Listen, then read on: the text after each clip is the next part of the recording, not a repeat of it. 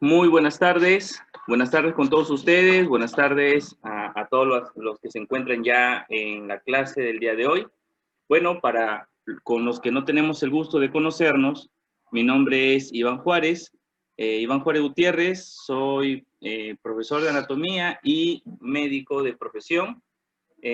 Agradezco mucho a los promotores de la Academia Preuniversitaria Isaac Newton por darme la oportunidad y brindarme este espacio para comunicarme y comunicar el arte de la anatomía a través de estas clases virtuales, ¿no? Vamos a tratar de hacer la mayoría de las clases los días sábados, ¿sí? De preferencia, los días sábados, a partir de las 6:15, ya vamos a estar listos. Como el día de hoy estamos iniciando, pues hemos estado haciendo algunas coordinaciones, pero ya estamos listos para iniciar. Lo que sí les voy a recomendar bastante, jóvenes, ¿sí? Lo que voy a recomendar bastante es que tengan un cuaderno o una hoja o donde anotar los datos que vamos a hablar el día de hoy, para así que ustedes al momento de repasar, si es que lo van a hacer, pues ya tengan todo ordenado y no tengan ninguna dificultad a la hora de repasar y recordar algunas preguntas de examen que nosotros prácticamente brindamos, ¿no? Algunas preguntas de examen, ¿ya? Entonces, dicho esa primera parte, nosotros vamos a desarrollar el temario de anatomía, donde en el primer tema vamos a hablar de la introducción a la anatomía, ¿sí? Aquí hablamos todo lo relacionado a la ciencia anatómica, hablamos de ramas, hablamos de términos direccionales, planos, y además también hablamos de brevemente la división abdominopélvica, ¿no? Que es un tema muy conocido, pero que hay que tratar de apuntar ciertas cosas. La siguiente semana vamos a tratar de revisar sistema óseo, luego vamos a hablar de sistema muscular, luego sistema nervioso, y así avanzaremos por el sistema sensorial endocrino, pasamos a cardiovascular, respiratorio, y luego ya llegamos a la parte final de digestivo y el sistema reproductor, ¿verdad? Tanto masculino como femenino. Entonces, le doy la bienvenida a este ciclo de anatomía. Espero que cualquier duda que tengan lo escriban a través del chat y que estén concentrados para poder aprender todo esta bonita ciencia, ¿no? Es una ciencia muy bonita que prácticamente representa todo lo biomédica, porque es uno de los cursos exclusivos de biomédicas, ¿no? Entonces, si no hay otra cosa que comentar, ya iniciamos la clase esperando que todos se esté escuchando adecuadamente y que también observen las imágenes que voy a mostrar, ¿ya? A ver, vamos a ver.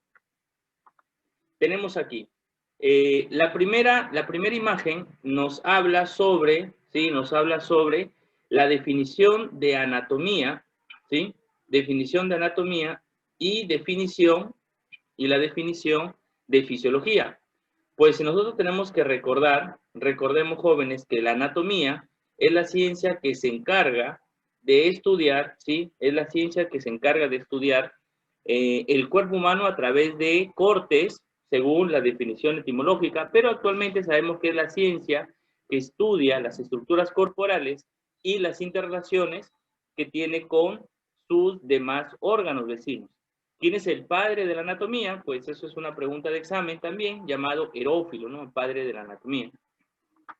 Profesor, cuando nosotros hablamos de fisiología, ¿a qué se refiere la fisiología?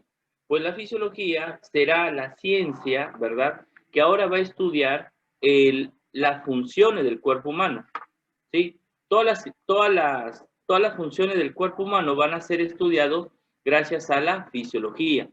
Y esta fisiología estudia las funciones y sobre todo cómo es que regula el cuerpo humano las diferentes interacciones con su medio interno. A eso se va a llamar homeostasis en el futuro, ¿sí? Entonces, también la homeostasis es parte de la fisiología. ¿Quién es el padre de la fisiología? Es el señor Erasistratos, ¿no? Erasistratos.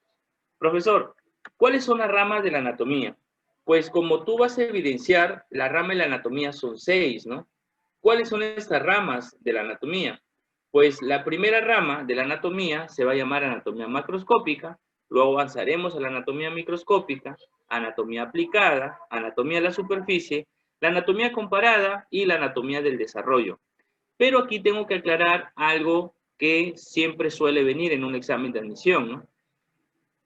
¿Cuál es la rama de la anatomía que tiene más subdivisiones? Entonces, no sé si alguien de ustedes, a través del chat, lo puede escribir, ¿no? Me puede decir, profesor, yo sé la respuesta. No sé si alguien me puede decir la respuesta. ¿Cuál es la rama de la anatomía que tiene más divisiones? A ver, ¿cuál será? Muy bien, ¿no? Por ahí me dicen, profesor, la anatomía comparada, dicen la anatomía aplicada. Miren, también hay que aprender algo. Cuando nosotros, cuando yo les haga una pregunta, hay que responderla y no importa si está correcta o es incorrecta la respuesta. No importa eso, porque aquí la idea es que todos aprendamos. Pero sí es importante que respondan, ya que eso favorece la dinámica de la clase y también ayuda a que corrija ciertos errores. Porque a veces tú puedes decir, ah, verdad, eso es el error que tú tenías, no te das cuenta, y eso luego se representa en un examen de admisión. Por eso que yo siempre repito que deberían de participar activamente. Así te equivoques, no hay problema, aquí todos estamos para aprender. Ojo, y no es vergüenza, si te equivocan, el problema es que te equivoques y luego no corrijas ese error. Ese es el único problema, pero yo creo que todos vamos a aprender, ¿ya? Entonces, como ya han estado mencionando, la respuesta será la anatomía aplicada. La anatomía aplicada presenta 4 subdivisiones, la rama de la anatomía que más subdivisiones tiene. ¿Y cuáles son estas ramas? Pues tenemos la anatomía aplicada, la anatomía radiográfica, la anatomía endoscópica, la anatomía patológica y la anatomía quirúrgica. Esas son las 4 ramas que tiene nuestra anatomía. ¿Entendido? Ahora, obviamente vamos a hablar de cada una de ellas, rapidito nomás. Veamos. ¿Qué estudia la anatomía microscópica? Pues como su mismo nombre lo dice, la anatomía microscópica se va a encargar de estudiar, ¿sí? Se va a encargar de estudiar las ramas de todas las estructuras anatómicas que tienen una medida menor a 100 micras. Es decir, yo necesito el microscopio para poder observar a estas estructuras, ¿ya? Eso es anatomía microscópica. ¿Y a quién encontramos acá?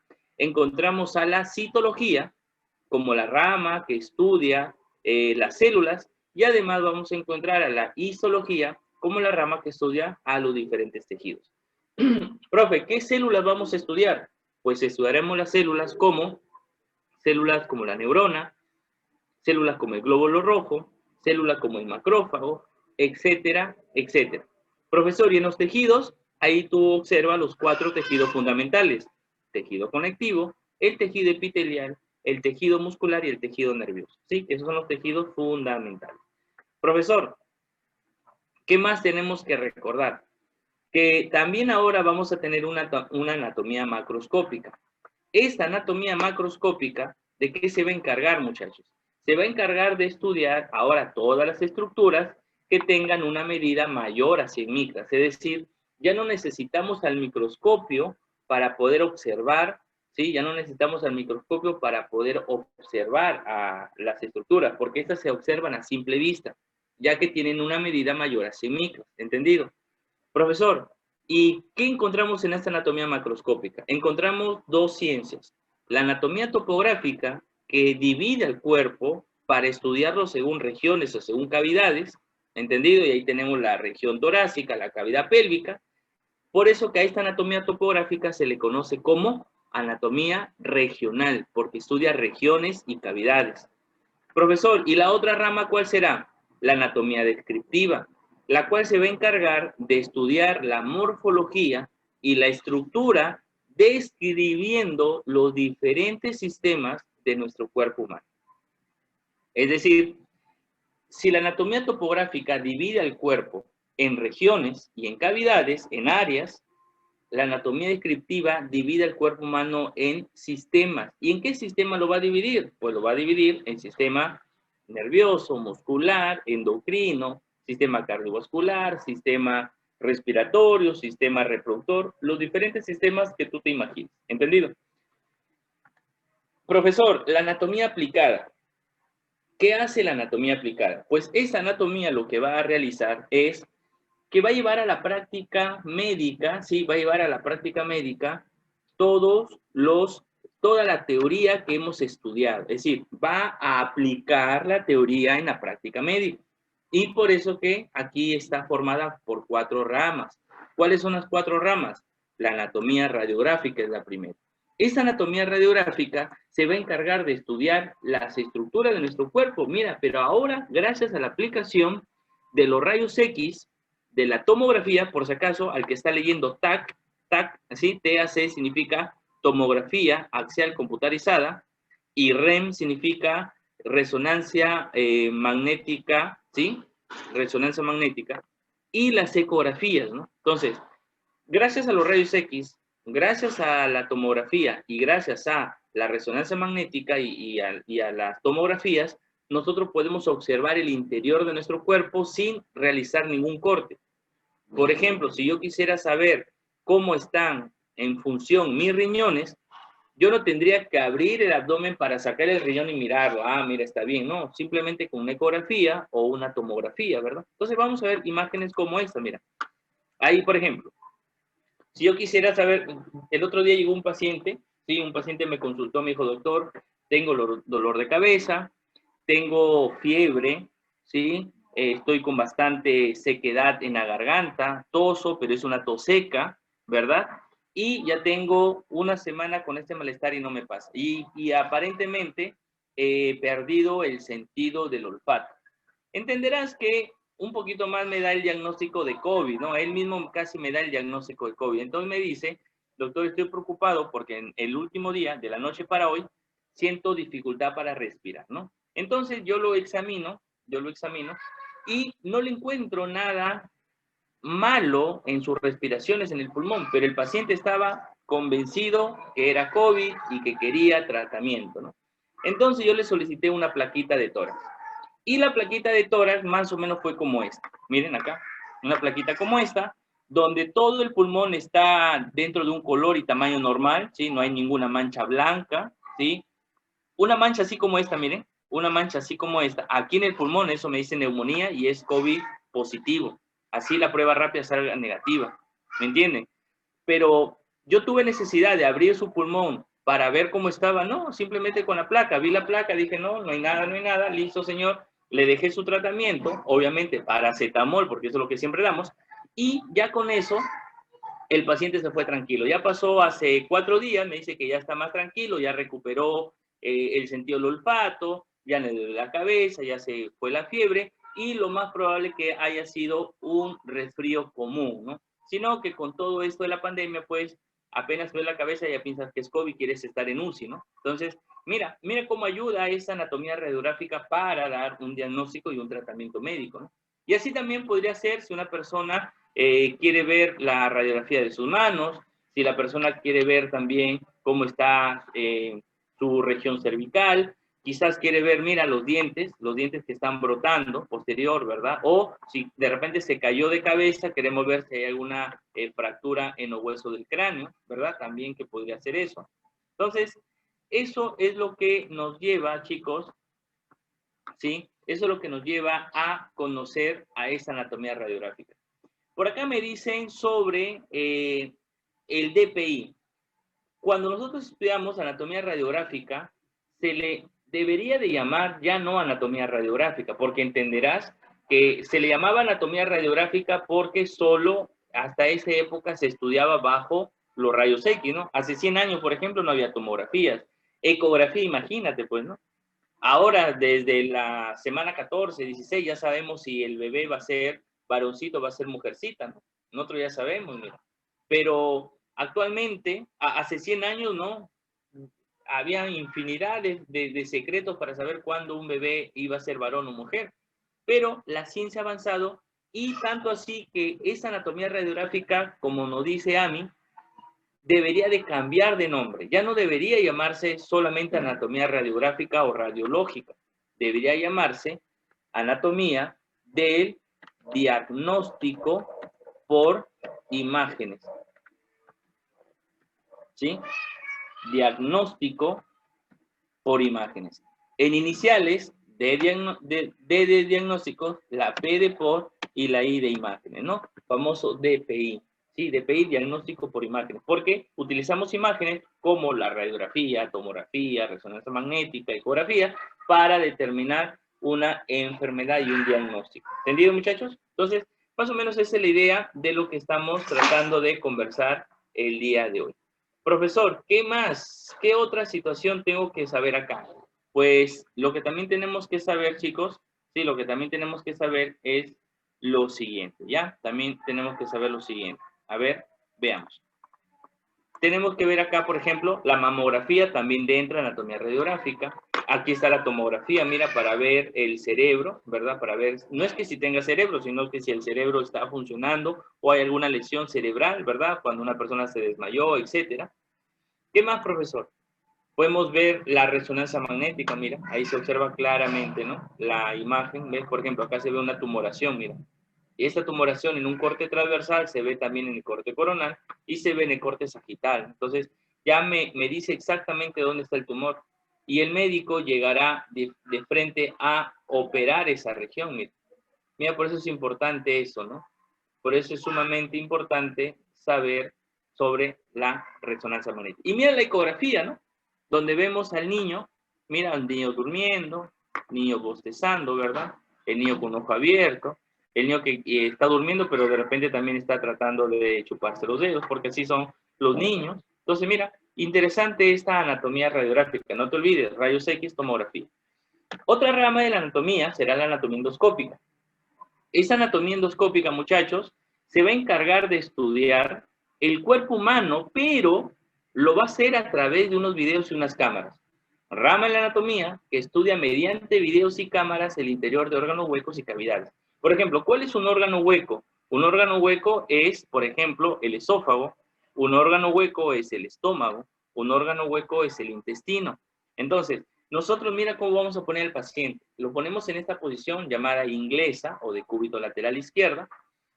En este caso es derecha, ¿verdad? Por la imagen, pero me parece que va a ser izquierda, sino que la imagen está volteada, donde el médico introduce un elemento llamado endoscopio por la boca, si es la endoscopia alta, y si es por el ano, si es la endoscopia baja, para observar el interior del estómago y mira la imagen que vemos. O sea, esta imagen que tú ves acá, mira, esta imagen que tú ves acá, se proyecta en un monitor que tiene el médico al frente.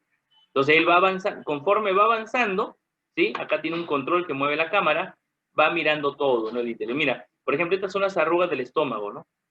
Pero ¿qué encuentra el fondo? Que hay sangre, mira. Mira, eso debería ser así como aquí, ¿no? Transparente, saliva. Pero mira lo que encuentra, sangre, ¿no? Entonces, lo más probable, y acá está la úlcera, mira.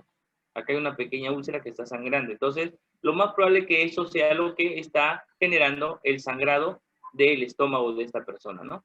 Entonces, hay personas que pueden estar sangrando así de a pocos, pero sucede que lo dejan así, lo dejan libremente, ya no se preocupan por dar tratamiento. ¿Cuándo se preocupan? Cuando encontramos esto ahora. Mira ese estómago diferente, ¿no? Mira, aquí está todavía todo vivo, o sea, hay cómo tratar esta enfermedad y que el paciente no pueda perjudicarse, pero ya con un estómago así, a veces hasta ni sacarle biopsia ya se deja, ¿no? ¿Por qué? Porque mira, hay unas células diferente color, diferente tamaño, forma, mira que está invadiendo el estómago, ¿no? Lo más probable es que toda esta tumoración sea cáncer, ¿no? Y sea un cáncer muy avanzado, donde lamentablemente se tiene que operar de emergencia, o si es que no se puede operar por lo avanzado que esté este cáncer, tendría que recibir radioterapia y quimioterapia, ¿no? ¿Y cómo vemos esto? Mira, a través de la endoscopía. Actualmente muchas operaciones ya no hay necesidad de cortar como antes. Antes te abrían todo el abdomen, ¿no? Desde el pecho hasta la sínfisis púbica, como un cierre te ponían. Ahora no, simplemente se utilizan 3 orificios, miren acá. Se utiliza el ombligo y se utilizan los flancos, ¿sí? Ahí se meten los trócares, estos se llaman trócares, y la cámara aquí, ¿verdad? Ahí está, miren, aquí el cirujano principal tiene la cámara con un trócar, ¿no? Y el otro es el ayudante, y acá está otra ayudante. Entonces, ¿qué van a hacer? Van a empezar a operar, por ejemplo, la operación de apéndice, ¿no? Ya no te cortan por acá. Ahora simplemente abren el ombligo, introducen los elementos que les mencioné, se saca el apéndice y cuando tú ves tu abdomen no hay ninguna cicatriz, ¿no? Entonces pareciera que no te hubiesen operado. Sí te han operado. Lo que pasa es que te han operado a través de la famosa laparoscopía. Si a ti te preguntaran, la operación de laparoscopía. Y acá la voy a escribir. La operación de laparoscopía. ¿Sí? La operación de laparoscopía. ¿Qué operación es? Es una operación de endoscopía. ¿Sí? La laparoscopía. ¿Ya? No se vayan a olvidar de ese dato. A ver, de nuevo compartimos. Está fallando esto. Ya está. Entonces, ese es el punto que teníamos que referir. Mira, y ahí vamos a observar, mira. Ahí está, cuando queremos operar el apéndice también igual. Por el ombligo se ingresa la cámara está observando, acá están los trócares, ¿no? Profe, ¿cómo se ve el apéndice? Perdón, la vesícula, sí, mira. Mira, ¿ves? El cirujano ve toda esta imagen, este es su trócar que está cortando, esta es la vesícula, mira, hinchadaza, mira. Llenecita de cálculo, lo más probable. Y acá al fondo está el hígado, mira. ¿Ves? Ahí está el hígado, ¿sí? De la grasa del peritoneo. Ahí vemos una imagen mejor, miren. Esta es la vesícula, cómo la están sacando. El hígado, mira. Los intestinos, mira. Los intestinos, ¿no? Este es el peritoneo, mira. Y es así como se observa, chicos, cuando hay esta operación, ¿no? La famosa laparoscopia. ¿Ya, chicos? Siguiente anatomía. La anatomía patológica, ¿no? ¿Qué será la anatomía patológica, muchachos? Pues creo que muchos saben que la anatomía patológica estudia la alteración macroscópica y microscópica de todas las estructuras en nuestro cuerpo humano, producto de una enfermedad. Por ejemplo, mira esta piel. Dime, ¿será normal tener esta piel? No, esta piel está infectada, ¿no? Y es un niño menor de 2 años, de 5 años, lo más probable es que sea varicela, ¿no? Es una enfermedad infecto contagioso. ¿Quién lo estudia? La anatomía patológica. ¿Por qué? Porque la varicela es una enfermedad. Si tenemos un anciano de esta forma en sus ojitos, mira, esto debería ser negrito, mira, y está blanco, ¿no? Está como opaco. Esto se llama catarata senil. La catarata senil es una enfermedad también estudiada por la anatomía patológica. Ya aquí el oftalmólogo operará y le recuperará la vista del viejito, ¿no? Los síndromes, síndrome de Down, síndrome de Klinefelter, síndrome de Turner, el síndrome de Edward, de Patau, de Kriluchat, todos los síndromes que tú conozcas o enfermedades congénitas como la tetralogía de Fallot, el albinismo, ¿verdad? Algunas enfermedades como la focomelia, anencefalia, son estudiadas también por la anatomía patológica. Y obviamente enfermedades sistémicas como esto, ¿no? Mira, es terrible ver esta imagen de una persona que sufre de diabetes, ¿no? Terminan con úlcera de presión, esta úlcera se complica rápidamente y si no tiene un buen cuidado, esto se va a ser operado, ¿no? Profesor, que le van a poner nueva piel, no, lo que vamos a hacer, ahí hace el traumatólogo, es desarticular eso, ¿no? Cortará hasta el tobillo, cortará hasta la pierna y etcétera, etcétera, ¿no? Etcétera, etcétera, ¿ya? Entonces no se olviden, todas las enfermedades van a ser estudiadas por la anatomía patológica. Y finalmente, la anatomía quirúrgica.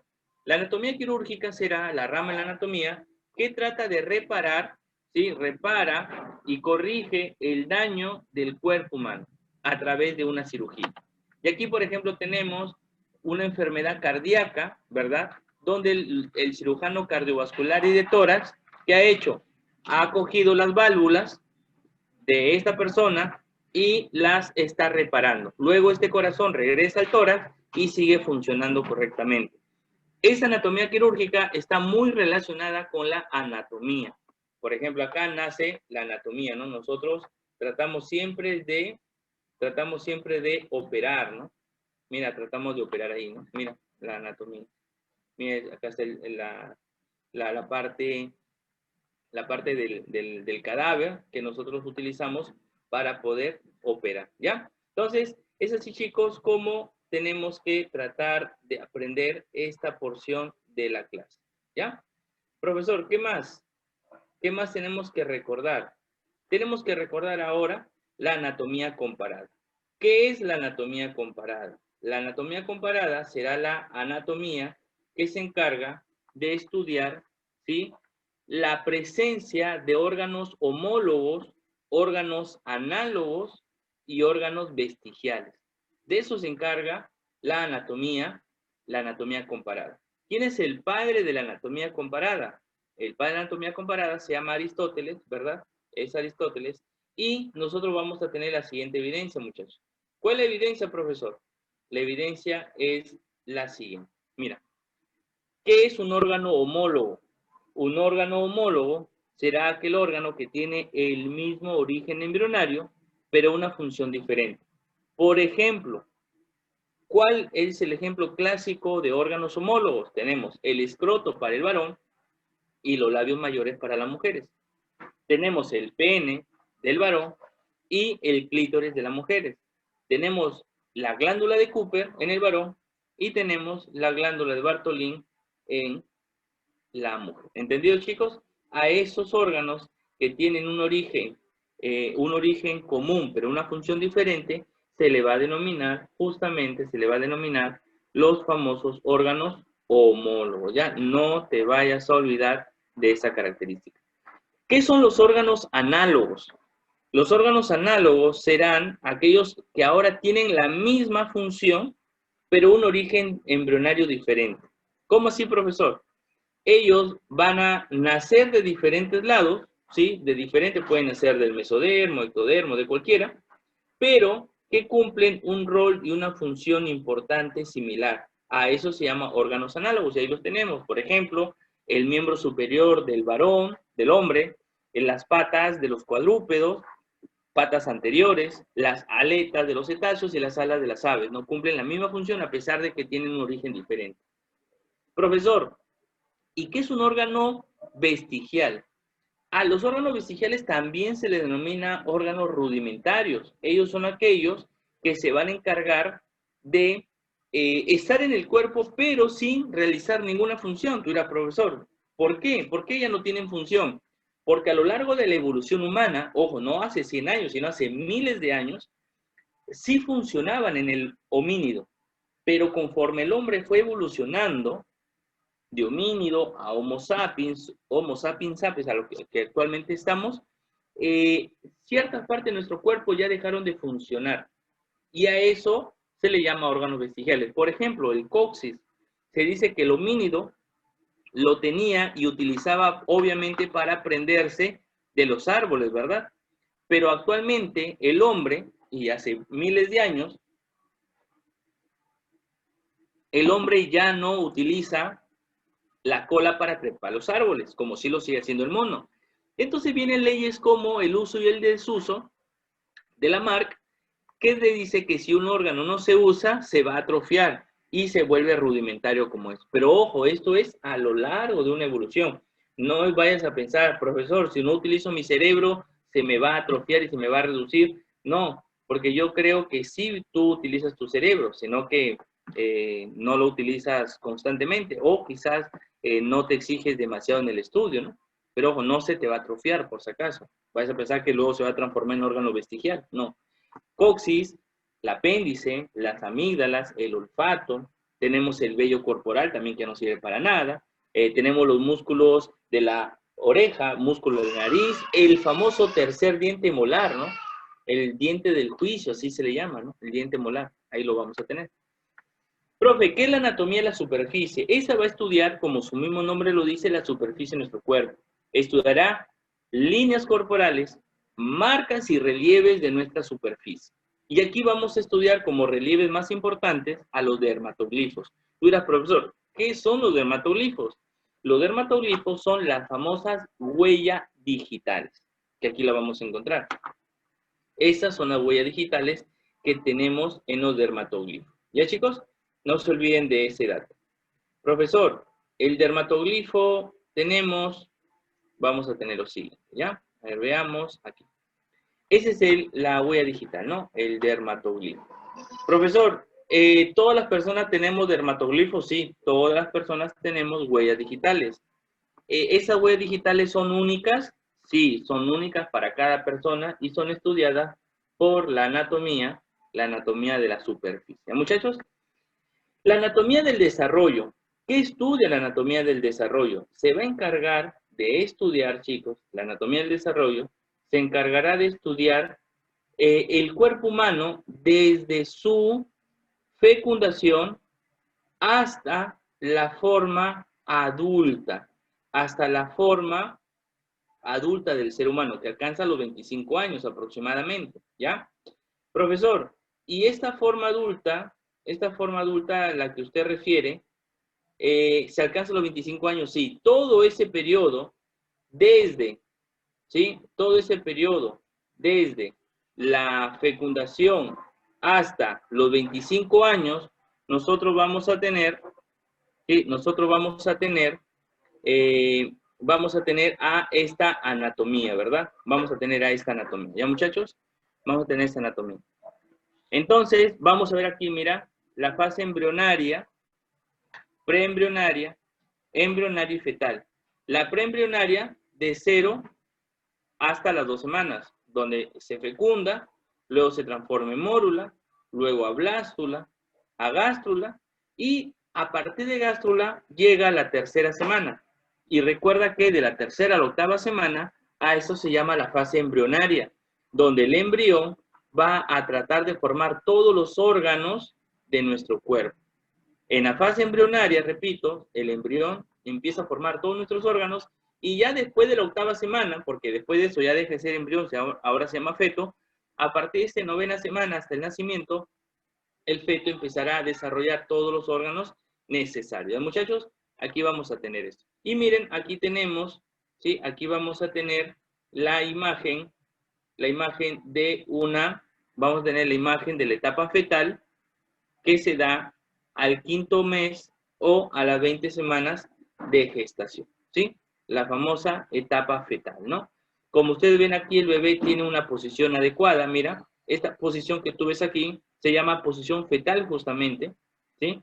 Esta posición que tú ves ahí se llama posición fetal. Profesor, ¿y la posición fetal en qué consiste? Como tú puedes observar, el feto tiene los brazos cruzados, tiene las piernas también cruzadas. ¿Para qué? Para encajar en el útero de la mamá. ¿Sí? Para encajar en el útero de la mamá. Esa es la famosa posición fetal, ¿no?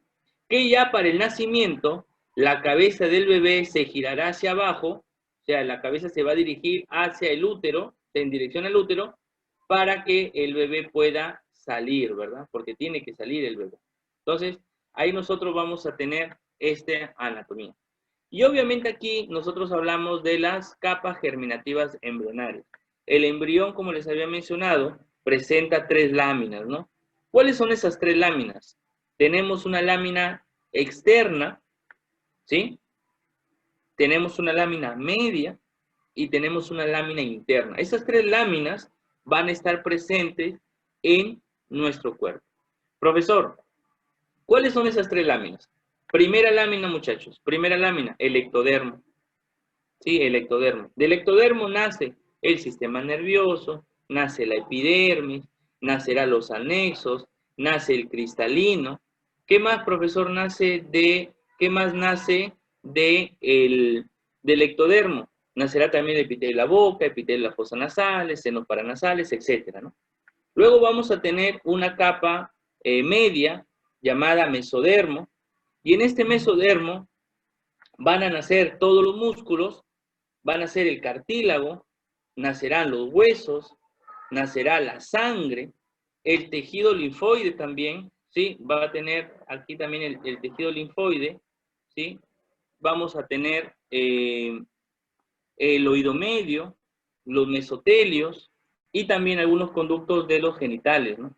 Mientras que en la capa interna, llamada endodermo, vamos a tener el epitelio del tubo digestivo, excepto la boca y ano, vamos a tener el hígado, epitelio de la vesícula biliar y además también las glándulas como la paratiroides, la tiroides y el timo.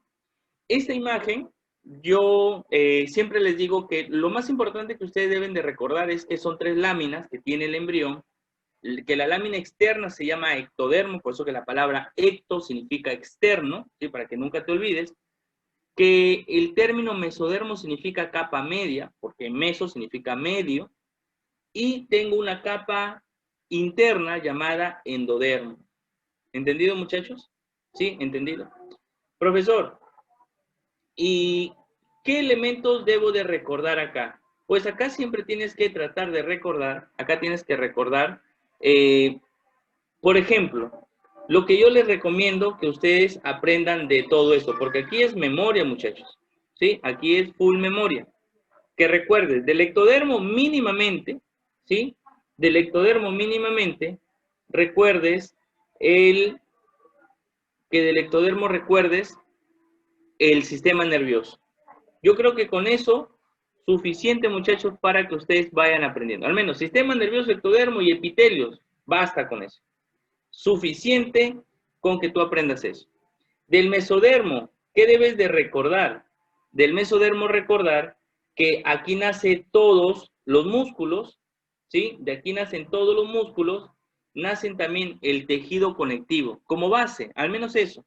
Ya el resto, ya lo puedes aprender después. Y del endodermo, que nace vía respiratoria y vía digestiva, ¿no?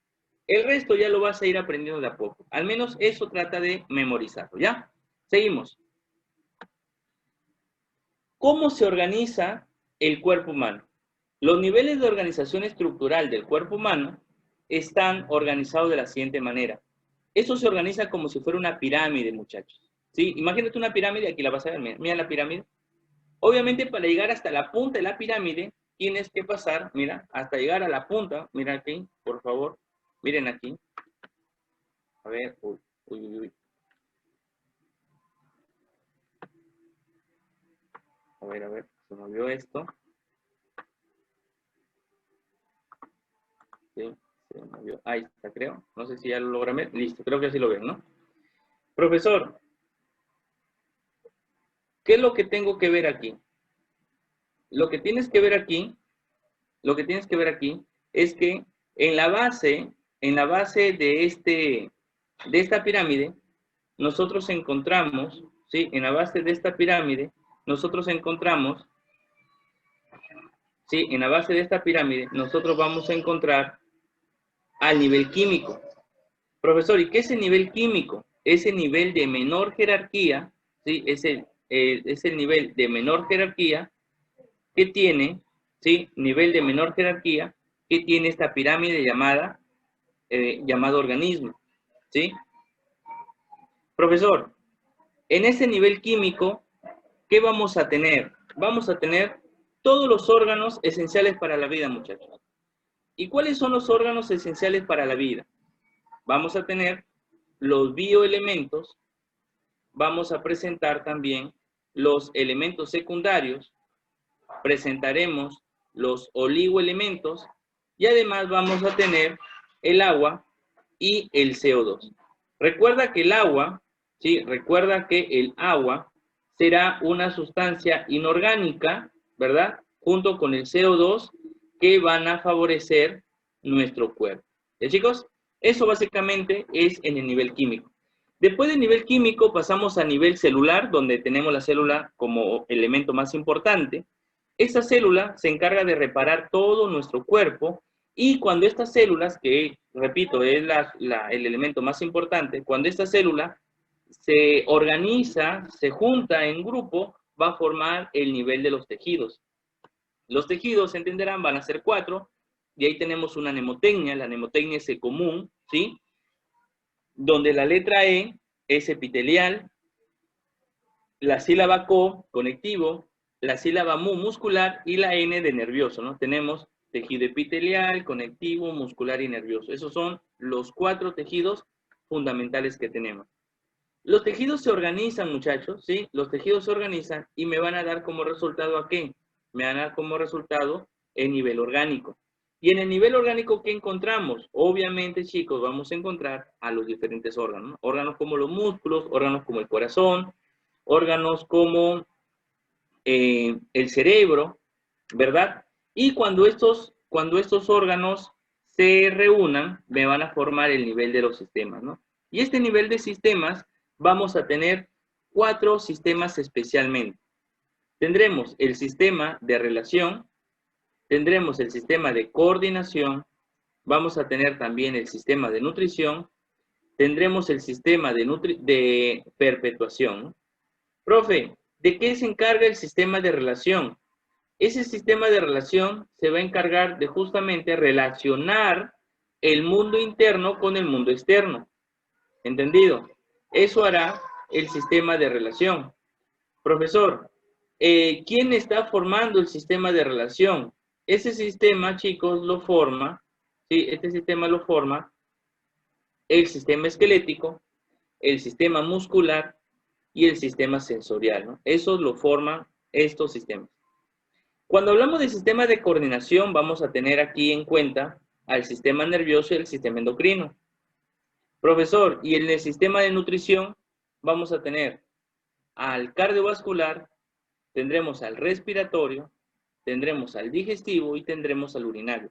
Y además también podríamos tener aquí al linfático, ¿no? Como los órganos, los sistemas que forman el sistema de nutrición.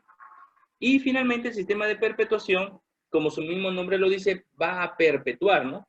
Va a perpetuar la especie humana. Por eso le llaman sistema de perpetuación. Y aquí vamos a tener, obviamente, al sistema reproductor masculino y al sistema reproductor femenino, ¿cierto? Esos dos sistemas los vamos a tener aquí.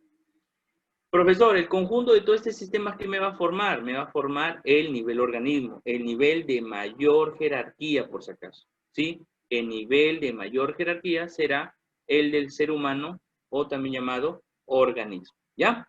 Profe, después de esto, ¿qué hablamos? Hablamos de las posiciones corporales y tenemos que hablar de la posición anatómica.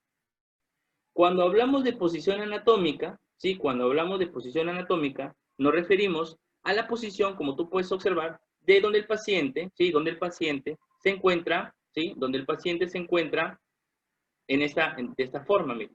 Sí, el paciente se encuentra de esta forma, ¿ya? No te vayas a olvidar. Profesor, ¿esa posición a qué se refiere? Uno, que el paciente va a estar, como tú lo puedes observar, con los brazos extendidos, mira, los brazos extendidos, ¿verdad? Va a estar de pie, por eso se llama en bipedestación. La cabeza va a estar hacia arriba, o sea, erguida la cabeza. Profesor, ¿cómo va a estar el miembro superior? El miembro superior va a estar hacia los lados, o sea, en extensión y ligeramente separado a lo que le vamos a llamar aducción, ¿verdad? Profesor, ¿qué más vamos a tener de esta posición? Vamos a tener que la mano está en supinación, dejando el pulgar hacia afuera y al radio también hacia afuera. Por eso que el pulgar y el radio son externos, mientras que el meñique y el cúbito van a estar hacia adentro. Es decir, cuando tu mano está en supinación, el pulgar siempre es externo y el meñique siempre es interno. Y como tú sabes, la relación entre el meñique y el cúbito y el pulgar y el radio van a adquirir esto. Profesor, ¿cómo estará el miembro inferior? El miembro inferior, sí, el miembro inferior va a estar en extensión y también en ligera abducción, Profesor, ¿y el pie cómo va a estar la punta del pie? Pues la punta del pie se va a encontrar en eversión. ¿Y qué significa eversión? Significa que la punta del pie va a estar hacia afuera, ligeramente hacia afuera, haciendo que la tibia esté hacia adentro y que el peroné esté hacia afuera. Básicamente es eso, muchachos. Profe, ¿qué más tenemos que recordar acá? Lo que tenemos que recordar, muchachos, también es 3 posiciones que tú tienes que saber. La posición de cúbito dorsal o supina o boca arriba, la posición de cúbito ventral prona o boca abajo y la posición inglesa o posición de cúbito lateral, ¿no? O de costado también llamada. ¿Para qué sirve cada una de estas posiciones? ¿Sí? ¿Para qué sirve cada una de estas posiciones? Pues primero, aplicación médica, ¿no? ¿Cuál es? Examen médico, ¿sí? Para examinar a un paciente, para eso sirve la posición de cúbito dorsal. Para la evaluación clínica, es decir, cuando un paciente se le tiene que evaluar o dar de alta en el hospital, también se pone en esta posición. Cuando queremos operar a un paciente, ¿sí? La mayoría de las cirugías son en esta posición, ¿sí? La mayoría de las cirugías son en esta posición. Profesor, ¿qué más? La cesárea, ¿ya? La cesárea también será parte de esta posición. Y además, cuando realizamos no solamente la tomografía, sino también la resonancia magnética y cuando tomamos el electrocardiograma. ¿Ya, chicos?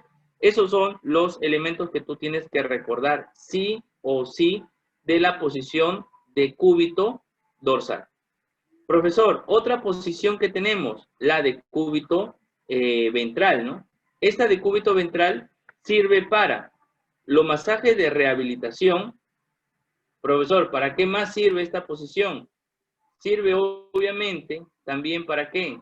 Para los inyectables intramusculares, ya no se olviden de eso. Para los inyectables intramusculares también sirve esta posición. ¿Para qué más sirve esta posición? Para la ecografía de partes blandas. Y por último, también podemos decir para contrarrestar los efectos del COVID-19, ¿no? A muchos pacientes actualmente en los hospitales los ponemos en esta posición prona, para mejorar su respiración. Eso gracias a la posición de cúbito ventral o prona, ¿no? De repente han escuchado eso, que pronan al paciente para que respire mucho mejor. Así es como se pone, ¿ya? Y la posición de cúbito lateral o inglesa va a ser una aplicación de endoscopías. Vamos a tener para hacer la ecografía hepática, para hacer la ecografía renal, para hacer el síndrome hemético. Y la variante de esta posición llamada inglesa es la posición de Sims, que se utiliza solo cuando queremos hacerle una biopsia de colon al paciente, que es una pregunta también de examen clásico, ¿no?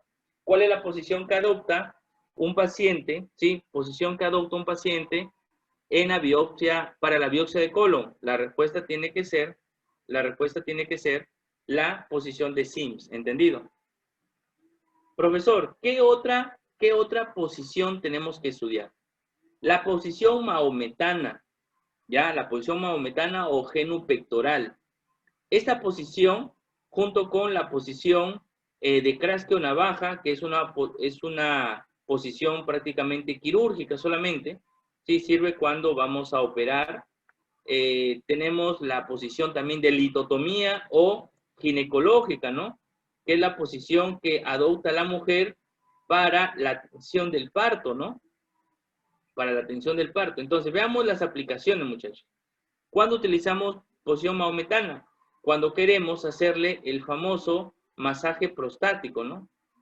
Cuando queremos hacer masaje prostático. ¿Cuándo más, profesor? Cuando queremos hacer un tacto rectal, ¿sí? ¿Y cuándo más también utilizamos esta posición? Cuando queremos evaluar el coxis y las hemorroides, ¿no? Eso básicamente es la posición mahometana. La de Kraske navaja se utiliza para operar. ¿Y qué vamos a operar? Aquí vamos a operar la cirugía de fístulas, anales sobre todo, la cirugía de coxis y la cirugía de hemorroides, ¿no? Básicamente para eso sirve esta posición, quirúrgica simplemente. Profe, y la de litotomía, la más preguntada de todas, la que más aplicaciones tiene, ¿cuándo ponemos a una mujer así? Cuando queremos evaluarla en el servicio de ginecobstetricia, por ejemplo, la mamá quiere una evaluación ginecológica, ponemos en esta posición y finalmente el médico ginecólogo evaluará la vulva de la mujer, ¿no? Y el introito vaginal también. Cuando queremos hacerle un examen como el Papa Nicolau, este examen del Papa Nicolau es un examen donde nosotros vamos a determinar si presenta o no cáncer de cuello uterino o si tiene alguna célula que se esté alterando que va a generar en el futuro cáncer de cuello uterino. Es importante determinar esto, muchachos. Mira, por eso es importante que todas las mujeres se hagan casi anual o cada 2 años, se hagan un examen del Papa Nicolau, ¿no? ¿Para qué, profesor, hacerse este examen? Para descartar que tenga, ¿sí? Para descartar que tenga una lesión premaligna y así nosotros podamos combatir a tiempo esta enfermedad, ¿no? Profesor, ecografía transvaginal, también vamos a tener esta posición. Histerectomía, cuando queremos sacar todo el útero, ¿no? También ponemos a la mujer en esta posición. El grado uterino, es decir, cuando el útero de la mujer tiene mucho sangrado, ¿sí? Sangra mucho porque su endometrio está grande, hacemos el famoso raspado o AMEU también llamado, ¿no? Profe, cuando una mujer está por parir, ¿no? En el labor del parto, ponemos en la posición ginecológica para que el bebé pueda salir por el canal vaginal, ¿no? También es una forma de estudio para la posición ginecológica o de litotomía. 3 posiciones más. La posición Trendelenburg, la posición anti-Trendelenburg y la posición de Fowler o semisentado. ¿Esa posición es para qué sirve? La de Trendelenburg sirve para la espirometría, 1, para cuando una persona se ha desmayado en el síncope, ¿sí? Cuando una persona se ha desmayado, para mejorar el retorno venoso, ¿sí? Para mejorar el retorno venoso. Y además también, chicos, cuando nosotros queremos aumentar la presión, sí, queremos aumentar la presión de la persona, cuando tiene hipotensión, sobre todo, ¿ya? Profesor, para cirugía de varices, claro, cuando nosotros tenemos a un paciente que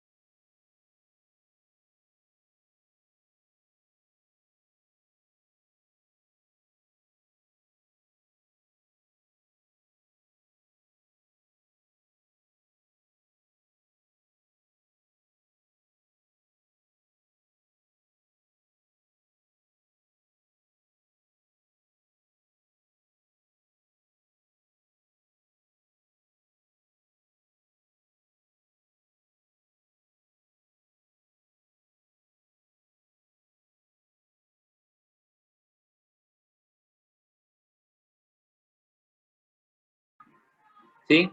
Cuando tenemos una disminución de la presión gástrica, la insuficiencia respiratoria y la posición de Fowler es la posición que se utiliza cuando una persona tiene problemas cardíacos, ¿no? El cardiópata sobre todo, ¿sí?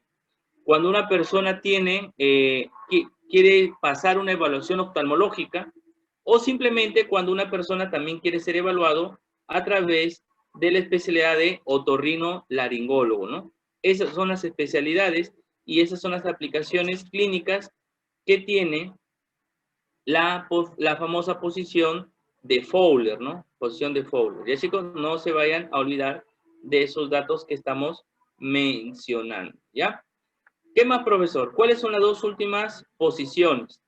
Las dos últimas posiciones, muchachos, son la posición fetal o en prostótonos y la posición opistótonos que vamos a ver a continuación. Cuando una persona se pone en posición fetal o en prostótonos, cuando quiere calmar el dolor, por eso que a esta posición también le llaman antálgica. Y cuando a la mujer la van a operar de cesárea y le van a poner anestesia epidural, ¿no? Entonces, ahí también nosotros referimos que adoptará la posición en prostótonos. Profesor, ¿y cuándo adopta la posición opistótonos? Adopta esta posición cuando es atacado por las toxinas del tétano. Por eso se dice que la posición opistótonos es la única posición que adopta el paciente por padecimiento de la enfermedad llamada tétanos, ¿ya? Y ahí tenemos eso. Y chicos, nosotros vamos a tratar de llegar a la parte final de esta clase, una clase de repaso, ¿sí? Una clase de repaso donde estamos tratando de ver los temas más importantes. Vamos a tratar de observar, sí, esto, mira, planos corporales. ¿Dónde tenemos los planos corporales? Los planos corporales lo vamos a tener, sí, los planos corporales lo vamos a tener, son 4 prácticamente planos que normalmente se estudian, ¿ya? Son 4 planos que normalmente se estudian. ¿Cuáles son estos planos? Tenemos, a ver, no sé si tú logras relacionar esto, muchachos, a ver, les dejo como tarea unos segundos, a ver si pueden relacionarlo, ¿sí? A ver, esta tareita no sé si la pueden hacer, a ver, como para que ustedes vayan desarrollándolo. Aquí lo tenemos, a ver, aquí tenemos, ¿no? Veamos. Ya está. Aquí aparece. A ver, aquí aparece. ¿Cuál sería la respuesta, muchachos? ¿Cuál sería la respuesta? Aquí. A ver, ¿quién escribe en los comentarios? En el chat, ¿quién escribe?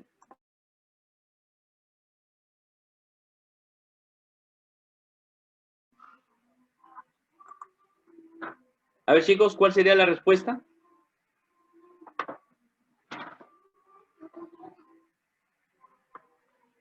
¿Cuál será la respuesta, chicos? A ver, ¿quién me da la clave, por favor? A ver, veamos.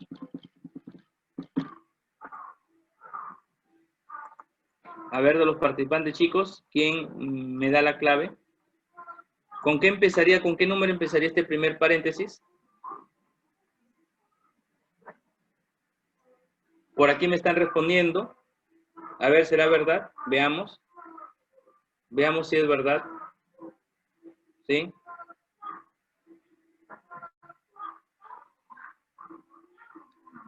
Veamos si es verdad. A ver. Muy bien. Empieza con 4. Muy bien.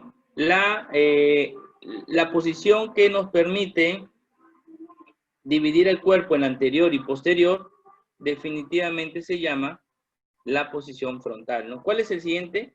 ¿Cuál será el siguiente, muchachos? A ver. Muy bien, la número 3, ojo, la número 3, ¿sí? ¿Por qué la 3 y no la 2? Porque la que permite, ¿sí? La que permite, la posición que permite, hacer superior e inferior, ¿sí? La que permite superior e inferior es la posición horizontal, o también llamada transversal, ¿no? Mientras que la número 2 que corresponde a, ¿sí? La número 2 que corresponde al plano horizontal es la que se refiere, al plano parasagital es la que se refiere a una división que divide al cuerpo en derecha e izquierda, pero asimétrica, y eso sería el parasagital, ¿no? Profesor, y la que da simetría de derecha a izquierda se va a denominar la posición medio sagital, ¿no? Entonces ahí nosotros tenemos que recordar, jóvenes, esta alternativa. Pero vamos a ver cada uno de los planes para poder observarlo, ¿ya? Primer plano. Plano denominado, ahí está la línea media, dice que plano que divide el cuerpo, ¿cierto? El plano medio sagital. Plano corporal que pasa por la línea media del cuerpo, dice, ¿verdad? Pasa por la sutura metópica, pasará por la articulación armónica, o sea, por acá por el medio de la nariz, pasará por la región mentoniana.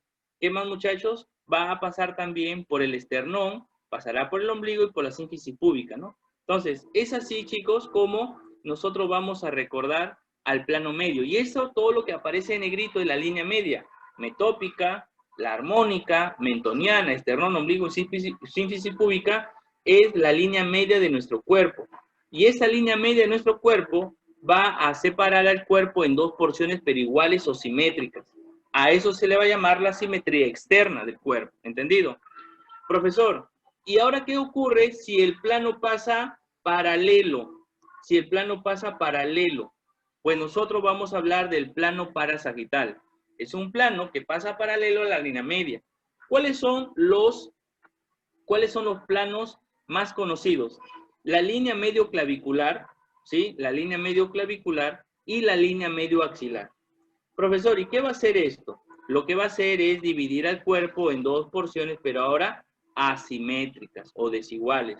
A eso se va a llamar la asimetría externa. ¿Sí? A eso se va a llamar la asimetría externa. ¿Sí? Pasa por ¿ves la línea? Ahí esa línea negra que pasa paralelo a la línea media, ¿verdad? Profesor, y tenemos otro plano, el plano horizontal o transversal. Es un plano que pasa paralelo a la perpendicular, ¿cierto? O al piso. Y ahí vamos a tener la línea subcostal, tendremos a la línea transtuberosa y tendremos también a la línea de la región umbilical, ¿no? Profesor, ¿y qué va a hacer este plano? Lo que va a hacer es dividir al cuerpo en dos porciones, uno superior, otro inferior, y a eso se va a llamar el plano horizontal, ¿no? Es bien conocido, un plano que divide el cuerpo en dos mitades, ¿no? Ya está. Profe, finalmente el plano coronal. Es un plano que pasa por la sutura coronal, sí, es un plano que pasa por la sutura coronal, y este va a dividir al cuerpo humano en una región anterior, como ves en la flecha, y una región posterior dentro de nuestro cuerpo, ¿ya? Divide al cuerpo en dos porciones, anterior, también llamado ventral, y posterior, también llamado dorsal, ¿ya, muchachos? Y ahora, este cuadrito, miren este cuadrito donde dice términos direccionales, ¿no? Todos estos términos direccionales, ya lo dejo ahí como teoría para que ustedes se orienten. Cuando revisen el video, por favor traten de ponerle pausa al video para que ustedes copien, ¿no? O como ustedes siempre hacen, un pantallazo a la imagen para que puedan tener referencia de los términos direccionales. Pero aquí lo vamos a hablar uno por uno, ¿ya? Vamos a hablar uno por uno de estos términos.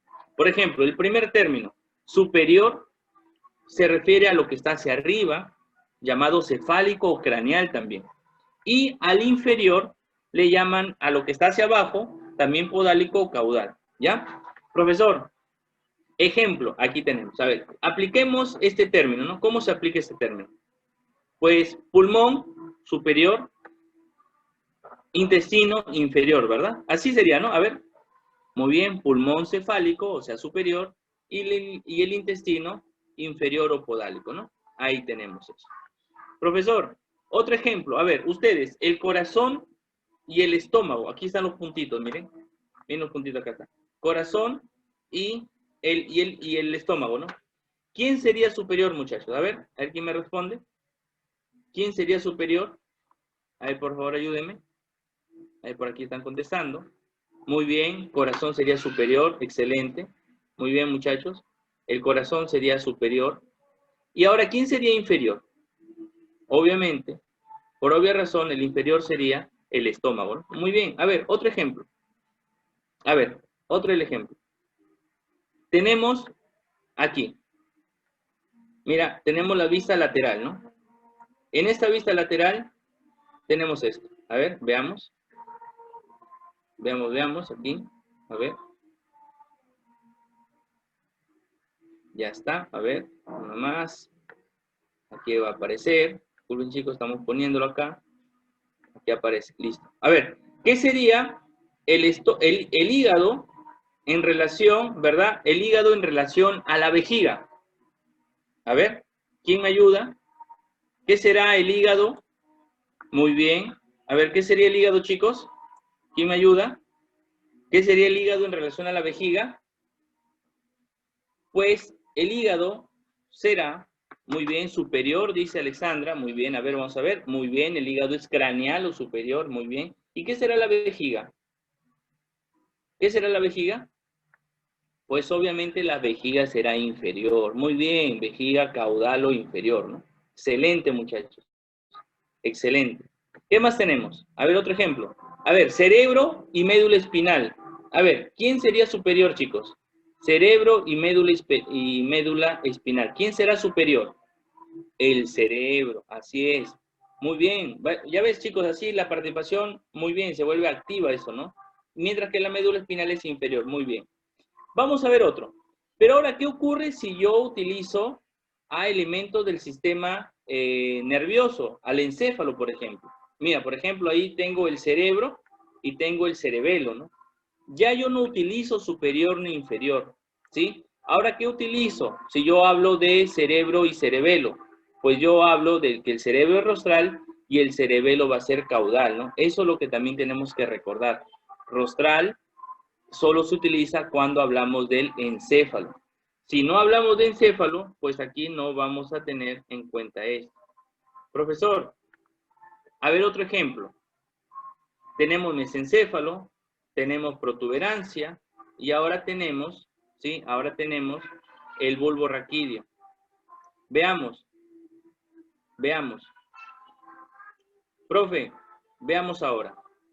Tenemos aquí. ¿Qué será el mesencéfalo? A ver, ¿quién me ayuda? ¿Qué será el mesencéfalo en relación al bulbo? ¿Sí? ¿Qué será el mesencéfalo en relación al bulbo? ¿Quién me ayuda? A ver. Dime, ¿tú crees que utilizamos la palabra superior? Ya no. Cuando hablamos, como le dije, cuando hablamos de superior e inferior es cuando no hablamos del sistema nervioso. Cuando hablamos del sistema nervioso, ya utilizamos muy bien la palabra rostral. Entonces yo digo, el mesencéfalo es rostral, mientras que el bulbo es caudal. Ya, eso también tienen que recordarlo ustedes. El mesencéfalo es rostral y el bulbo raquídeo es caudal. ¿Ya, chicos? Facilito, ¿cierto? Muy bien. Ahora hablamos de anterior y posterior. El término anterior se refiere a lo que está delante del cuerpo, por eso le llaman frontal, también por eso también le llaman ventral, mientras que el posterior le llaman también occipital o dorsal, ¿no? ¿sí? Anterior, todo lo que está hacia adelante, y posterior, todo lo que está hacia atrás. Profesor, entonces, si yo tengo el cuerpo así, ¿cómo se llama toda esa zona roja? A ver, ¿quién me ayuda? ¿Cómo se llamaría esa cavidad que está de rojo? Toda esa cavidad de rojo. ¿Será cavidad ventral o será cavidad dorsal? ¿Quién me ayuda? A ver, chicos. Muy bien, Selena. Ventral, ¿no? Muy bien, Carla, también, Alexandra. Oye, puras damitas solamente participan y los varones, no sé si no los estoy leyendo. Ahí está José representando a un varón, muy bien. Ventral. Claro, pues muchachos, tenemos que participar todos, ¿ya? Profesor, ¿y cómo se llamará toda esa región que aparece de moradito? Muy bien, Brian. ¿Cómo se llamará esta zona que aparece de moradito? ¿Qué me dice? Dorsal. Entonces vamos a ver la leyenda, ¿ya? A ver, voy a escribirlo por acá. Listo, ahí aparece, ya, ahí tiene que aparecer cavidad orgánica ventral. Entonces, es verdad que la cavidad orgánica ventral, sí, es verdad que la cavidad orgánica ventral es la de rojo y la cavidad orgánica dorsal es la que aparece de morado, ¿cierto? Muy bien. Profe, esta cavidad orgánica ventral, ¿quién lo forma? Lo forma el tórax, el cual está formado por la pleura y el pericardio, ¿sí? Lo forma la pleura y el pericardio, y el mediastino también. Tenemos la cavidad abdominal, o sea, el abdomen, y además tenemos la cavidad pélvica. Nos recuerda que la cavidad ventral está formada por tórax, abdomen, pelvis, y que quien limita a esta cavidad, o sea, quien separa a tórax de abdomen, pelvis, se llama diafragma, ¿no? No te vayas a olvidar de ese dato. Profe, ¿y quién forma la cavidad dorsal? La cavidad dorsal lo va a formar la cavidad craneal que encierra al encéfalo y el conducto vertebral que encierra a la médula espinal. ¿Ya, muchachos? Entonces, no olvidarse esos dos conductos importantes que tenemos. Veamos ejemplos de anterior y posterior. Por ejemplo, el esternón que aparece ahí y la columna vertebral. A ver, ¿quién me ayuda, por favor? ¿Qué será el esternón en relación a la columna? Siempre en relación a. ¿Qué será el esternón? ¿Qué término utilizo? Frontal, muy bien. ¿Qué más? ¿Algo más? Ventral, muy bien, excelente, muy bien. Muy bien, Fernando. Muy bien, excelente, Angie, Carla. Muy bien. Y Carla se adelanta a la jugada y me dice, profesor, ¿y la columna vertebral? Sí, la columna vertebral va a ser dorsal, muy bien. Entonces, el esternón es ventral, mientras que la columna vertebral será dorsal, ¿cierto? Muy bien, así es, muchachos. Excelente, columna es dorsal. Otro ejemplo, veamos, a ver. A ver, vamos a ver este. No sé si de repente tú dices, profesor, ¿qué será eso? Mira, yo te pongo en contexto. Ya te pongo en contexto. Esto se llama faringe. Acá está la nasofaringe. Aquí está la orofaringe y esta es la hipofaringe. Esto es la tiroides, o sea, esta es la laringe. Mira, este es faringe y este es laringe. Entonces, la pregunta es, ¿la laringe y la faringe qué relación tienen? ¿Cuál sería el término? ¿Laringe qué será? ¿Qué será laringe y qué será faringe? A ver, ¿qué será laringe, chicos? Muy bien, laringe frontal me dicen, o ventral también, excelente. ¿Y qué será faringe? Y la faringe es dorsal. Muy bien, muchachos, así es. Dime, y si nosotros bajamos, de aquí debajo de la laringe viene la tráquea y debajo de la faringe viene el esófago.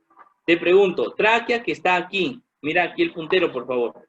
La tráquea está aquí y aquí está el esófago. ¿Qué será la tráquea entonces? A ver, ¿quién me ayuda? ¿Qué será la tráquea? Muy bien, la tráquea será ventral o frontal. ¿Y qué será el esófago? El esófago será dorsal. Muy bien. A ver, veamos si es verdad. La laringe es ventral, la faringe es dorsal, la tráquea es ventral, el esófago es dorsal. Muy bien, muchachos, ¿ves? Así vamos tratando de aprender de a poquitos estos de términos direccionales. Ya nos quedan algunos, ¿sí? Y todavía nos quedan unos minutos como para conversar bien del tema. Este término que vamos a hablar solo se utiliza en los miembros. Ojo con ese dato. Solo se utiliza en los miembros. No se utiliza ni en el tórax, no se utiliza para comparar otros órganos. Solamente se utiliza en los miembros. ¿Cuáles son? Claro, en el esqueleto apendicular. Será ellos también utilizan el punto de inserción, o también llamado origen, ¿sí? Son los únicos que utilizan punto de inserción para hablar de origen o inserción de ese miembro. Entendiendo que el punto de inserción para el miembro superior va a ser el hombro, ¿cierto? Porque ahí se inserta, y que el origen para el miembro inferior será la cadera, ¿ya? Veamos, a ver, veamos qué términos me están hablando. ¿Ustedes saben de qué se trata? Términos que solo, porque imagínate esa pregunta. Imagínate esa pregunta. Término direccional que solo se utiliza en miembros y que utiliza un punto de inserción o de origen. ¿Qué términos direccionales se refiere a estos? ¿Será dorsal y ventral? ¿Será anterior y posterior? ¿Será contralateral, heterolateral? ¿Será superior e inferior? ¿Será proximal distal? ¿Será superficial y profundo? ¿Cuál será la respuesta, muchachos, acá? ¿Cuál creen que será la respuesta? Muy bien, Fernando. La respuesta va a ser distal y próxima. Muy bien, vamos a ver entonces. Muy bien, Angie también. Proximal y distal. Proximal. ¿A qué se refiere proximal, muchachos? El término proximal se refiere a aquel elemento o aquel órgano que esté más cerca del origen o del punto de inserción. Mientras que distal será aquel órgano que esté más lejos del punto de inserción o del origen. Vamos a ver. ¿Cuáles son los puntos de orígenes acá? El hombro será un punto de origen y la cadera será otro punto de origen. Son puntos de origen para cada miembro. Pero vamos a ver el ejemplo, ¿ya? Vamos a ver el ejemplo. Veamos. Ahí tenemos el húmero, mira. Aquí tenemos, este es el húmero. Aquí tenemos el cúbito, ¿sí? El cúbito con su olecranón. Y tenemos aquí el radio y termina por acá, ¿sí? ¿No? Ya eso lo van a aprender cuando hagamos huesos. Profe, el húmero, aquí está el punto de inserción, mira, ¿cierto? El húmero en relación al radio. ¿Qué será el húmero en relación al radio? Entonces, mira lo que vas a hacer. Tú dices, a ver, de estos dos huesos, ¿quién de los dos, ahí vamos a ver el puntero, de este hueso y de este hueso, cuál es el que está más cerca al punto de inserción? A ver, ¿cuál será la respuesta, chicos? ¿Cuál de los dos está más cerca al punto de inserción? ¿Cuál será la respuesta? ¿Qué crees tú? El húmero. Claro, el húmero está más cerca. Si quieres, tú le ponle, mira, profe, no entiendo así. Mira, eso lo voy a borrar ya porque acá me ha fallado esto, está fallando. Mira, imagínate eso, ¿ya? A ver, veamos aquí. Mira, yo tengo esto. Espérate, perdón. Perdón. Vamos a borrar esto. Yo tengo esto aquí, ¿ya? Yo tengo esto aquí. A ver, ahí. Tenemos esto. Ahí. Profe, aquí está mi punto de inserción. Mira, así apréndelo. Acá está mi punto de inserción. Aquí le voy a poner una letra A. ¿Sí? Aquí le voy a poner una letra A. Y aquí le voy a poner una letra B. Creo que es facilito, ¿ah? Creo que ya tú lo aprendiste, pero yo por si acaso lo refuerzo. Ahí tenemos. La pregunta sería, ¿quién de los dos se encuentra más cerca al punto de inserción? ¿El punto A o el punto B? Pues obviamente tú dirás, profesor, el punto A, ¿no? Entonces, este punto A se va a denominar proximal porque está más cerca, mira. Mira la flecha que sale hacia el punto de inserción, es pequeña. Pero mira ahora si yo comparo el punto B, mira la gran flecha que llega hasta el punto de inserción. Entonces, la pregunta es, ¿quién será proximal? La letra A será proximal. ¿Quién será distal? La letra B será distal. Entonces, siempre que tú compares, por favor, siempre que comparemos dos órganos en el miembro superior o inferior, el que esté más cerca del hombro será proximal. El que esté más lejos del hombro será distal. Entonces, si yo quiero saber esto, tú dices lo siguiente. A ver, veamos si es verdad. ¿Ya? Veamos si es verdad esto. Profe, yo tengo al húmero y tengo al y tengo al cúbito, al radio, ¿verdad? Entonces, ¿yo qué digo? El húmero es proximal, mientras que el radio es distal. Muy bien, ¿por qué? Porque el húmero, el punto A, está más cerca al centro de inserción que el punto B, que está más lejos. ¿Ves? Así de facilito es esto, ¿ya?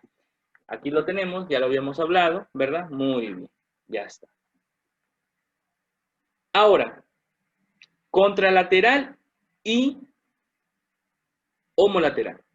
¿A qué se refiere esto de contralateral y homolateral?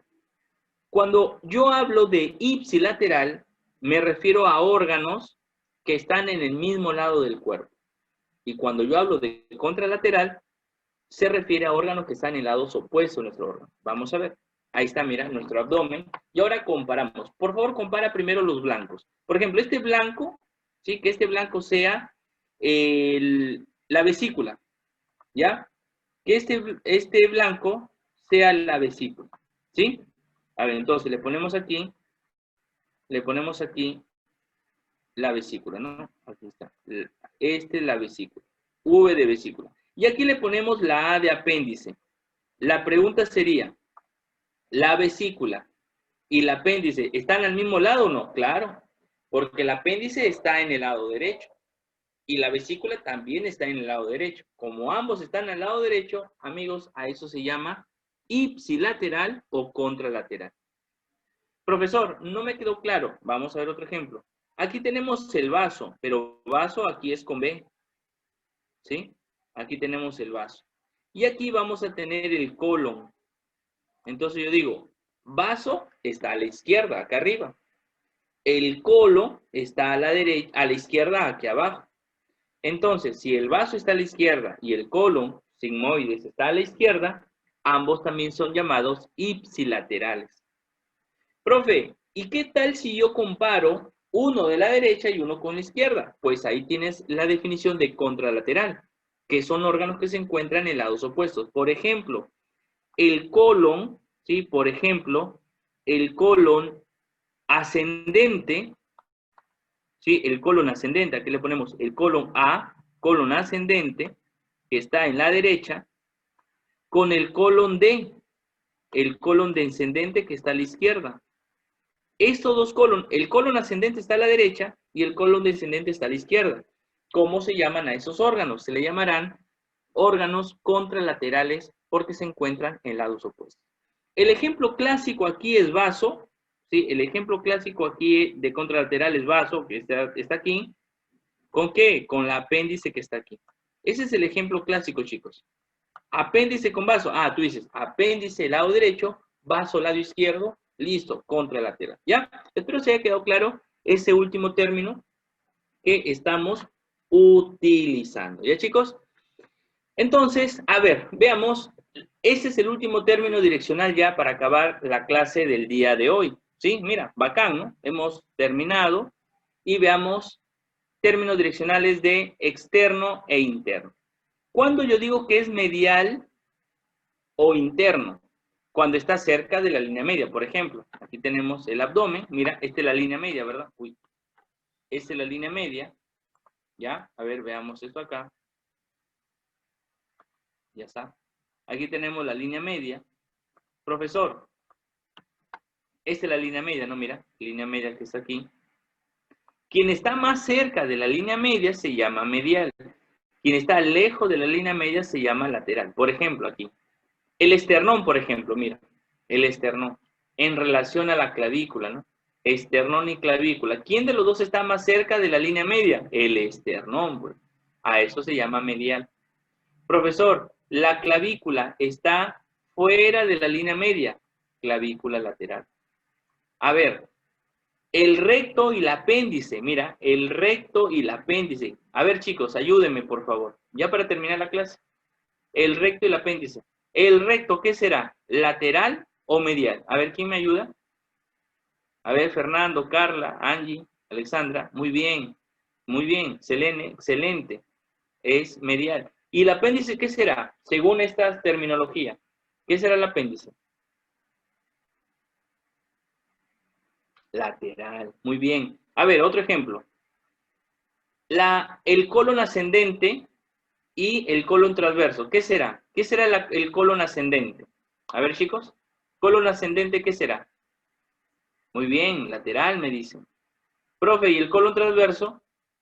¿Y el colon transverso? Vamos, chicos, al toque, digitando. Medial, muy bien. Excelente. Mira, ahora, ya, si haces esta pregunta, ya yo apago esto porque ya me voy, porque ya entendiste. Mira el cúbito y mira el radio. Mira el cúbito y mira el radio. ¿Quién será medial? Mira el cúbito y mira el radio. ¿Quién será medial? Tú dices, línea media. Excelente. Por eso, chicos, que cuando ponemos en posición anatómica, el cúbito siempre está más cerca de la línea media que el radio que está afuera. A ver, ya, no está en el ejemplo, pero dime, por favor, dime y demuéstrame que estás aprendiendo algo. Ahí, en posición anatómica, ve tu mano y ve el pulgar y el meñique. Dime cuál de los dos, pulgar o meñique, es medial. Vamos, ¿cuál de los dos, el pulgar o el meñique, es medial? A ver, entonces tú dices, posición anatómica, ¿quién de los dos está más cerca de la línea media? Excelente, el meñique. Por obvia razón, el pulgar será lateral o externo. ¿Ya, muchachos? Entonces, es así, chicos, como hemos llegado a la parte final de nuestra clase del día de hoy, ¿sí?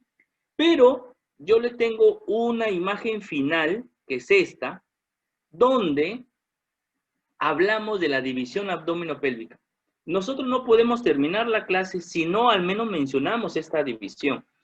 Aquí no hay mucho que explicar más que decirte que existen 9 regiones abdominopélvicas: hipocondrio derecho, epigastrio, hipocondrio izquierdo, flanco derecho, mesogastrio, flanco izquierdo, fosa ilíaca derecha, hipogastrio y la fosa ilíaca izquierda, ¿no? Que son 9 regiones abdominopélvicas. Pero lo que tienes que aprender es que cada una de estas regiones representa un órgano. Y esto es el resumen más importante de cualquier libro que tú vas a encontrar. ¿Sí? El mejor resumen es este, donde en cada una de las regiones hay un órgano o hay una parte de un órgano que tú tienes que memorizar. ¿Entendido? Ahora, profesor, yo quiero por ahí complementar. Ya más adelante vamos a ver si les puedo dejar unos links, ¿sí? En la plataforma. Yo les voy a dejar en el transcurso de la semana, le voy a dejar unos links para que ustedes entren a YouTube y puedan observar unas clases complementarias de esto, ¿ya? Pero tienen que revisarlo. Tienen que revisar y ver el tema que corresponde, porque la siguiente semana, chicos, nosotros vamos a hacer el sistema óseo.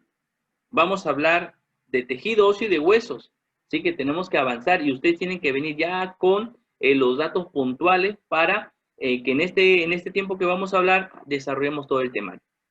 Bueno, no sé si hay alguna pregunta final, muchachos, hay alguna recomendación, no sé si les pareció adecuado, así.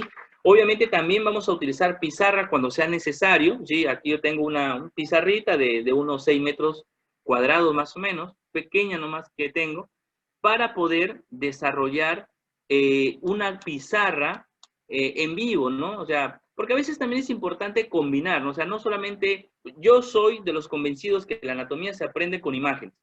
O sea, a mí nadie me va a quitar esa idea. Y esto de la virtualidad para nosotros nos cae a pelo, porque siempre en la anatomía tienes que mirar el dibujo, tienes que ver el hueso, tienes que ver el cadáver. Pero también no podemos perder esta sana costumbre de hacer una pizarra donde podemos utilizar todo el espacio y hacer un resumen bonito y dinámico, que espero que a ustedes también les sirva más adelante. Chicos, si no hay nada más que decir, muchas gracias por el día de hoy. Espero que tengan un buen fin de semana. Estudien. La próxima semana, sábado, Dios mediante, nos encontramos 6:15 como el día de hoy. Agradecer a todos los chicos que han participado y por ahí me da gusto de que empiecen a escribir qué tal les pareció la clase, si les pareció adecuada. ¿Por qué? Porque esas sugerencias nos van a hacer mejorar. Recuerden que estas clases son para ustedes y si a usted no le parece bien, profesor, hay que mejorar. Por ejemplo, profe, quiero que se vea más su rostro. Ahí sí, pues se pueden asustar. Ahí no sabría cómo ayudarle. Profe, no se escucha bien. Entonces yo de repente mejoro el audio. Profesor, las imágenes son muy estáticas o las imágenes no se ven. Entonces, esas cositas, chicos, yo creo que mejor se dicen para que nosotros semana a semana mejoremos también. Por ejemplo, cuando hagamos la pizarra, usted mira, profesor, no, la pizarra no me parece porque no se ve bien, etcétera. Ya usted me dirá. Pero yo ya me despido. Estudien, cuídense, no salgan de casa porque aún la pandemia no ha terminado, chicos. No quiero verlos luego ustedes en el hospital hospitalizados. Por favor, cuídense, traten de usar siempre su mascarilla y protejan a sus mayores, a sus abuelitos. Protéjanse, por favor. Si tú tienes que evitar salir por cariño a tus abuelitos, a tus papitos, hazlo. Enciérrate a estudiar, así como nosotros lo hacemos. Nosotros, mira, nunca habíamos hecho este trabajo en casa, ¿no? Y hemos tenido que hacerlo porque tenemos que cuidarnos. Así que, chicos, muchas gracias a todos los que participaron el día de hoy. Gracias, Carlitos, gracias a todos los promotores del grupo Isaac Newton. Y vamos a dar por concluida la clase hasta ya la próxima semana.